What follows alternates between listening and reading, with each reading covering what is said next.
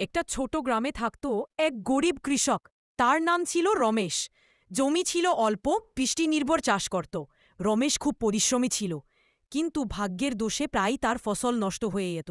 কখনো খরা, কখনো বন্যা, কখনো পোকামাকড়ে। তবুও সে হাল ছাড়েনি। এক বছর যখন ফসল পুরোপুরি নষ্ট হল, গ্রামের অনেকে শহরে চলে গেল কাজের খোঁজে। এই মাটি আমার মা, আমি একে ছেড়ে যাব না। রমেশ এরপর নিজে চাষের নতুন পদ্ধতি খোঁজা শুরু করল।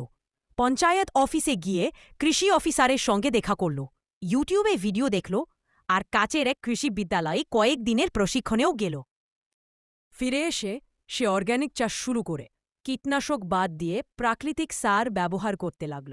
তার প্রথম বছর কিছুটা কম ফলন হলেও ফসল ছিল একেবারে টাটকা আর স্বাস্থ্যকর। ধীরে ধীরে বাজারে তার চাহিদা বাড়তে লাগল। শহরের এক দোকান মালিক তার সবজি কিনে নিয়ে যেতে শুরু করল। রমেশ প্রমাণ করেছিল, ইচ্ছা থাকলে রাস্তাও হয়। সে একজন গরিব কিষাণ হলেও তার স্বপ্ন বড় ছিল।